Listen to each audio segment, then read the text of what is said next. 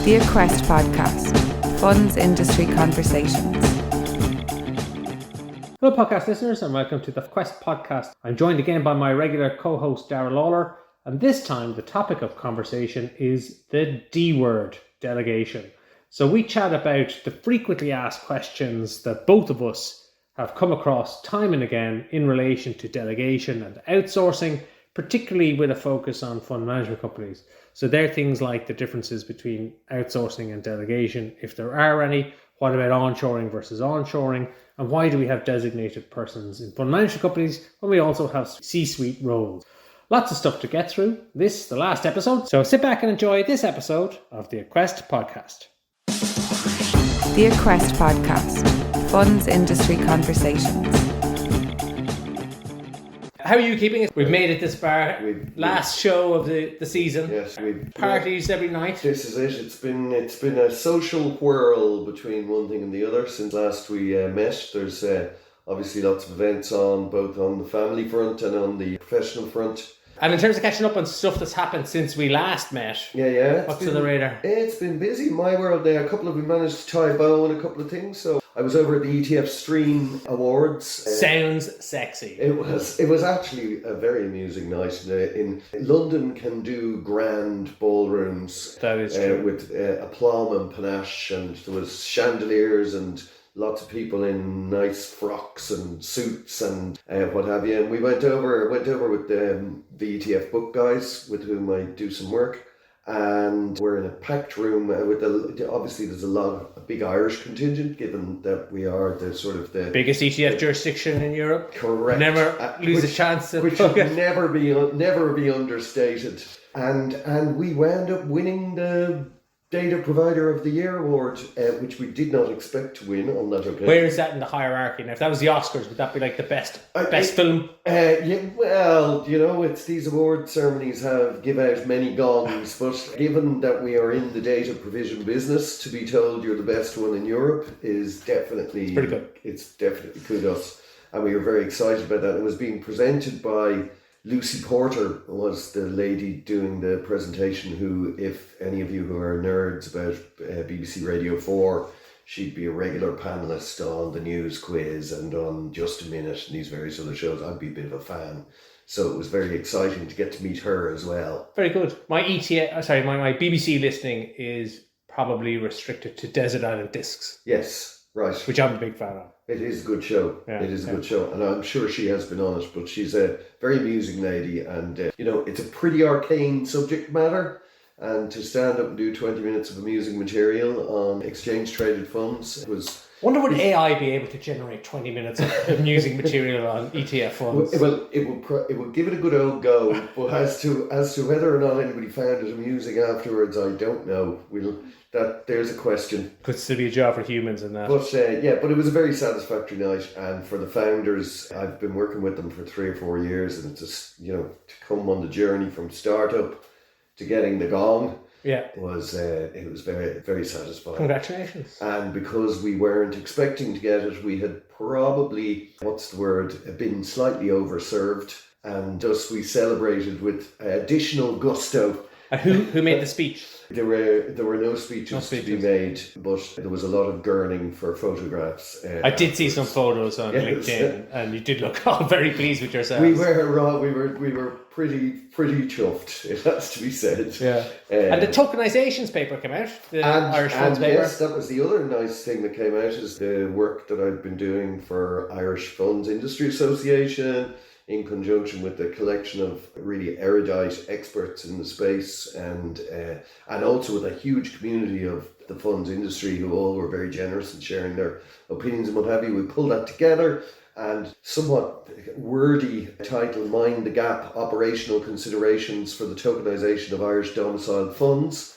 You definitely could have got AI to produce it better. Definitely is rather long, but it does exactly what it says on the tin. And it's a good read. I'm not finished it yet, but it's accessible. We're getting very good feedback on it, and it's going to align with the central bank are due to put out a discussion paper around the same topic. I think it's going to be the topic du jour for the first quarter of next year. There's going to be a bit of action going on in that It really advances it from, I think we chatted about tokenisation on an earlier episode, and it felt a bit woolly, a little bit. Yeah. What's actually going to happen? But if both industry and the central bank are producing on it, that is a big jump forward. And there's then and Global Digital Finance have also produced a paper around about the same time where they're looking, among other things, they were looking specifically at the collateralization use case with money market funds. And that paper also did an evaluation of regulatory preparedness, and Ireland came out as, open for business there too. Good. So I think all the right messaging is there. And if nothing else, the Mind the Gap document, it's a very good grounding and starting point for people to come to grips with a fairly clear explanation of what's going on. So I'm very proud to have been involved with that. Excellent. And we did chat before about the importance of trying to be in the forefront, because it's easier to lead and gain market share than to try and catch up and win it when people are settled. Big time. So this is definitely one to try. Yeah, so it's been a kind of satisfying couple of weeks. Well, I did have a hot ticket to the EY Funds Forum event. I enjoyed it a lot. Bob. I feel like I'm the only person there who didn't get a selfie with Sir Bob. So you better come back next year. He's a neighbour of mine. He lives around, when he's in Dublin, funny enough, he's a neighbour of mine lives around the corner. So he grew up in Crossway Park in Dunleary. I felt sure you'd have a Bob Geldof story. And I actually do have a little interesting one. But, keep it clean now. No, well indeed. But he also, my uncle, who I went to visit the day after the ETF book won the award, lives in Faversham in Kent, he also lives around the corner from Bob Geldof. So Bob Geldof's UK residence is just around the corner from him. So he can't escape the Lawlors, or they can't escape him. What you know what it is? We're like a rash. We're very hard to get rid of. But anyway, so there you go. Good old Bob. So what did he have to say for himself? He had interesting remarks about his school, secondary school, which we leave to others to expand upon. I can imagine. But he was very good. He's a very engaging and interesting speaker. He just did his own thing. He didn't, because the topic was about being bold. And sometimes people who are outside of industry, often say sports people, and they come talk about leadership and they try and corral their experience into it. He didn't. He just shot the shit, if that's a phrase. I went with it. But he was a very easy listen. It was a great event. Fair play to the guys in EY and to Lisa. They know to put on a show. It was very good. Great lineup. Lisa throws a good party, in fairness to her. She does indeed. Shall we get on with some work? Yeah, well, I suppose, I was trying to segue from Bob Geldof into delegation, but it just wasn't happening for me. No, let's not push it. But delegation and outsourcing are topics, particularly when you're involved in the funds industry and working with fund management companies. It's a topic that comes up all the time, pretty much. And I think, fair to say, one I'd be happy to move on from, but it won't let us go. It continually comes up. So this is some of the kind of frequently asked questions that we receive, certainly I do, time and again, on the topic of, I think we're going to call this episode the D word, delegation. So let's start with, is delegation the same as outsourcing? I think I got that question about 2 days ago. Yeah, well, I think the answer is pretty much, except from a regulatory perspective. Did I get that right? Yeah, that's all right, yeah. Well, a regulator perspective, I would say. So I suppose you're the lawyer, but I know I certainly discovered outsourcing in a non-financial services world back in the 90s when I was working in localization industry. And we used to create value chains on the fly, and you would get people in India potentially to do engineering, but you'd have people in Spain doing the translation and editing. You might have people in Dublin doing the desktop publishing or what have you, and you create those chains. What was very clear, just from an operational common sense point in those value chains, was that you really had to set each part of that chain up for success by being very clear in what you told them, what you wanted them to do, giving them the right tools to do it, and having the acceptance criteria to make sure that what came back was in good order. So from an operational perspective, that's what outsourcing was all about. You set them up for success, and then you oversee them against predetermined ways of doing it.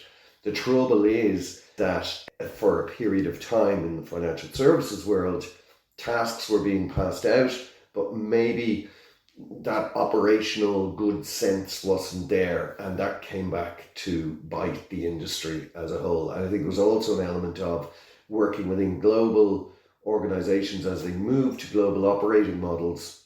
There was stuff being outsourced by outsourcers chain outsourcing that wasn't necessarily full visibility at. So an entity in Ireland might think they'd outsourced corporate action processing to Poland, but in fact parts of those processes were being executed in Manila or Pune or somewhere else. And there's nothing intrinsically wrong in that activity being distributed that way. But when you've got a distributed workflow, you need to know what's been distributed where, who's responsible for it, what the rules of the road are, etc. And the regulator, I think correctly, has a lot to say about how we need to control that which we pass out. So while outsourcing is is the physical activity, the delegation mindset is saying, well, I may have asked Danny to stir the Christmas pudding while I go and answer the door, but I'm responsible for the pudding and how it cooks at the end of the day. There's a festive simile to work with. So yeah, like from a regulatory perspective on outsourcing and delegation, so the rules, where there is a reference to it in UCITS or MiFID or whatever, it does talk about delegation. From an industry perspective, firms tend to think about outsourcing as, I'm using a part of the business in another part of the EU or outside the EU to process NAVs or carry out particular tasks. And so industry tends to think of that as outsourcing, whereas the regulator tends to think of anything you're not doing yourself is delegation. And therefore, as you mentioned, the risks, whether it's you call it delegation or outsourcing, are similar. Yeah. And it's about understanding who's doing what, making sure they're qualified to do whatever they are doing for you, but understanding that you remain responsible, so you better keep a close eye on what's going on. Which is prudent risk management anyway, It is, but the rules and the guidance around outsourcing and the rules around delegation are pretty extensive. So it's not that difficult to fall foul if you're not on top of all of that. I do have a couple of small scars. And easy enough happen, And particularly then, obviously, if something goes wrong, then you start to ask the question, well, where was everything being done? So are they the same or different? If you're from a regulatory perspective, the risks look the same, so it's treated the same, and even albeit from an industry perspective, firms tend to think about outsourcing and delegation a bit differently. But in the whole, the risks are the same, so they're not that different. Wouldn't die a ditch over it. Indeed not. Next question: what's the minimum number of staff required for your local business? That's one I get quite frequently when firms are looking to set up here and look for new authorization. And I think the answer to that one is a kind of a sit in the fancy kind of a thing. Because it's probably more than you think. It's definitely more than your finance department believe it ought to be. Or more than you want to put in, But it's what would be effectively put forward as you need to have sufficient to adequately execute on whatever it is that's being done, and to oversee and manage and take responsibility for the tasks within. And if you can defend on that basis, then that's the right number. Yes, and I certainly these days would never see a business authorized here that probably doesn't have at least 3 people in it. And that's a very straightforward, plain as you like business. And outside of that, it can be more and more. But I would say in thinking about staffing, and certainly in thinking about engaging with the regulator on staffing, the question is not what's the minimum number of staff we need, because that's immediately that is the wrong question. That's the wrong question. So it's how many staff do I need to do this job properly? How am I going to interact with HQ? What am I going to get HQ to do? What do I need to do myself? How am I going to? It kind of pulls into your business plan. I am going to deal with the following tasks are going to be either performed or overseen as delegated tasks within my world. And here's, the matrix of what it is, and it needs to be defensible and it needs to look robust. And it will also be more than you had planned. They talk about substance, don't they? It's all about... Well, it's substance, but it is proportionality. And the other thing is, if you can see a pattern of growth in resourcing that corresponds with the projected growth of the business, That's important as well. Yeah. In kind of painting a picture for why today's number is correct, but why today's number will not be the same number in 3 years' time as the business grows and develops. So just in terms of thinking about how you construct a resourcing plan for an incoming business, definitely things to keep in mind. Next question. Is onshoring the new offshore? Well, you like this one? I do like this one. I think it's very interesting. The tide comes in, the tide goes out again. You know, we used to have mainframe computers, and everybody had little dumb terminals that spoke to it. Then we went to personal computing. Everybody had a computer on their desk. They had their own machine there. Now we're on the cloud, which is, you know, all the cleverness happens up there, and we're back to the dumb terminal, and so it goes. You know, similarly with the outsourcing, I have seen. You know, we've seen with COVID, with supply chain disruptions that have happened there. We see geopolitical challenges that are emerging around the world. I know one firm that I work with wearing an entirely different hat, but they had outsourced the management of their platform to a firm in Ukraine, and they all came in one day, and the CEO of the guys who do everything to do with their IT had disappeared off the face of the earth. They didn't know whether he'd been drafted, kidnapped, sent to jail. Wow. So that's an extreme example. But the point is that the concept of the global marketplace is very much under stress from a variety. What about does AI play into that? So the sense that, well, I used to need a lot of people to do that task, and there was an efficiency in having a lot of people, people being in an office in a lower cost jurisdiction. But now maybe I can get a computer to do everything that they do, so I don't need that offshore office. Feasibly. I think there's a lot of, the low-hanging fruit is being mopped up by AI at the moment, and there are definitely some, and I'm working with a couple of firms on some really remarkable work in that space, but it's not as straightforward as one might think. Good. And there's been a couple of, and I know we'll talk about AI another day, but it takes work to integrate those technologies into your organization and to use and manage them effectively. Like, I mean, if we're worried about oversight and delegation in terms of human beings that live in a real office that you can, engage with and deal with, AI is a whole other ball of wax, I'm going to divert now, but what do you make of the big tech firms and the gazillions that are being pumped into AI development, and then there's a little bit of a wobble as to whether they're actually going to get that return or not? Yeah, well, it's becoming increasingly commoditized. I do some work. I do some work with some very interesting guys who are looking at using AI to rather than give you the answer, help you find the answer and offer you guardrails and to have compliance and oversight and auditability built into their workflows to go and do it. It's interesting to see that, they use a lot of, so the concept in AI is that you use tokens. So effectively, it's they're the units of effort that you buy. We were looking at some stuff that we did about a year and a half ago. We costed out the POC, and we were saying, okay, that's going to be about, I think at the time it was going to be about, say it was $8,500 to get this, to do this processing. We went back and had a look at redoing it recently, and it was $170, I think, right, to do the same work. But the price has come down substantially, and the processing power have gone up.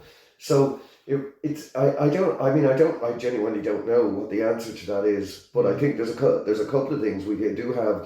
Through DORA, we're going to start seeing now the first of the findings of European inherent resiliency and how exposed we are to global corporations for our fundamental computing power infrastructure, and obviously the AI story feeds into that.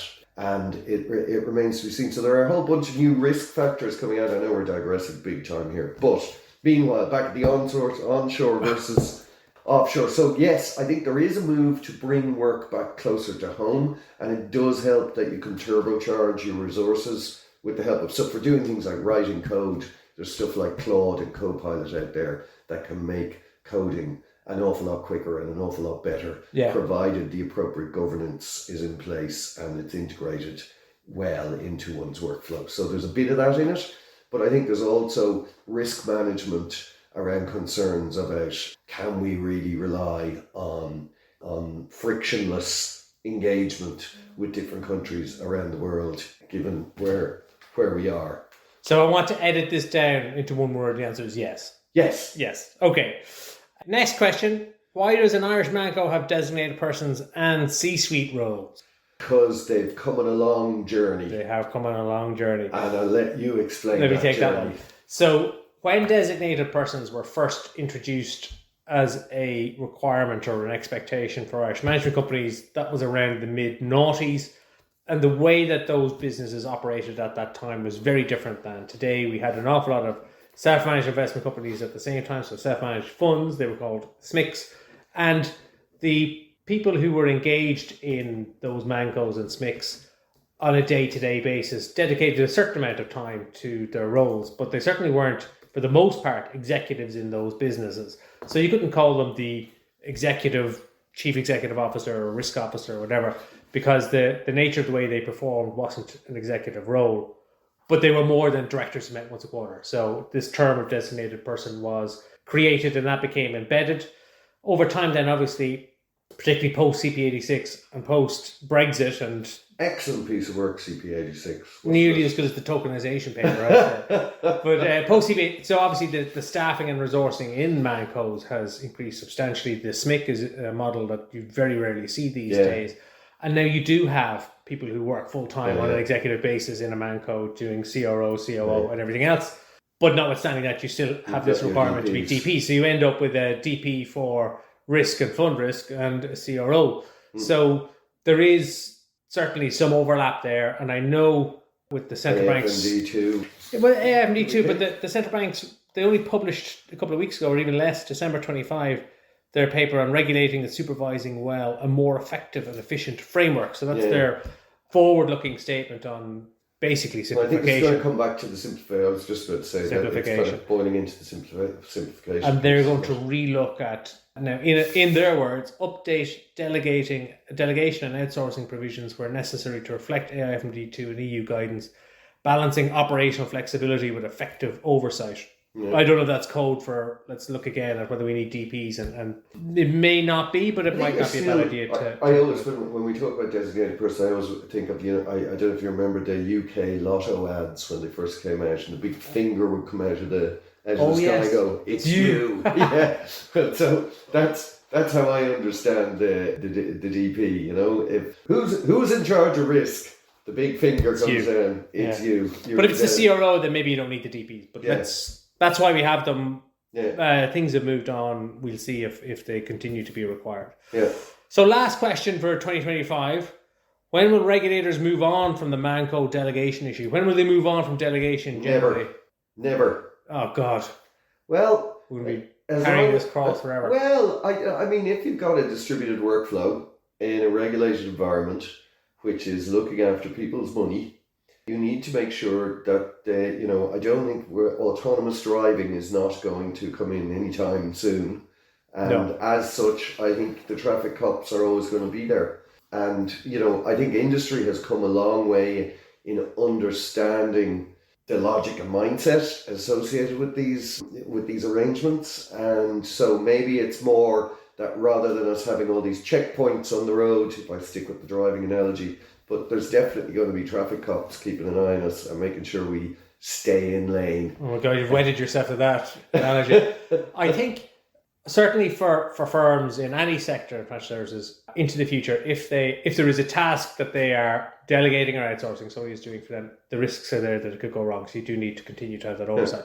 Specifically on Mancos, and at the moment the focus is on the delegation of portfolio and risk management tasks versus the amount retained and how do you measure that, blah, blah, blah. Will we move on from that? There's definitely a political element in that. Should we be allowed to delegate portfolio management to non-EU investment managers and allow them access to the market? Or delegate it to AI. Will we ever move on from that? I'm not sure. I think when you have the correct oversight and procedures in place, it really shouldn't matter. Where they are or how much is delegated or retained, because once you're overseeing it properly and once your investors, your customers are receiving what it is that they bought at a very good price in a competitive marketplace, that ought to be the focus.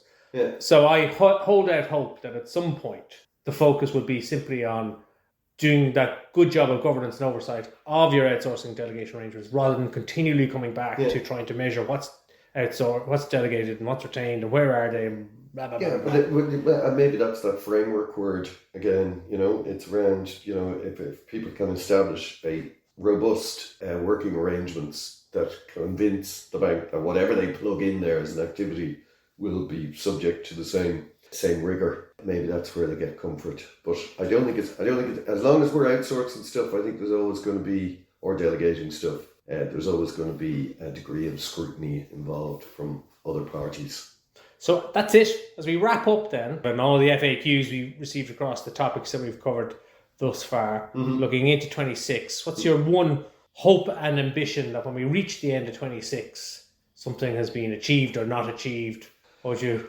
I think in funds industry, I think the modernisation drive, the assimilation of the new technologies, both on the AI side and also around the exciting opportunities on tokenisation and what have you. I think there's a lot to be done there. I think Ireland is doing a good job of fighting to maintain our position as the dominant force in exchange traded funds. I think we're wrestling manfully, the flood of new sort of private assets and that whole space, and making good ground there. And I think broader adoption of the Savings and Investment Union and following in the spirit of that to help build a business and secure people's financial futures. How about that?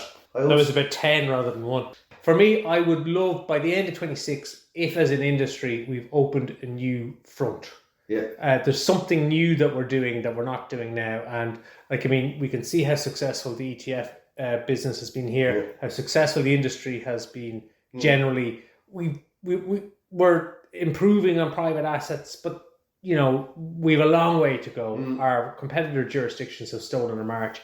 MiCA, I think, will never be thousands of firms in MiCA and crypto asset firms. So I'd love if it was something like the first tokenized funds, or something that really gives us the lead and steals a march in a sector that we can point to and then use as a growth force into the future.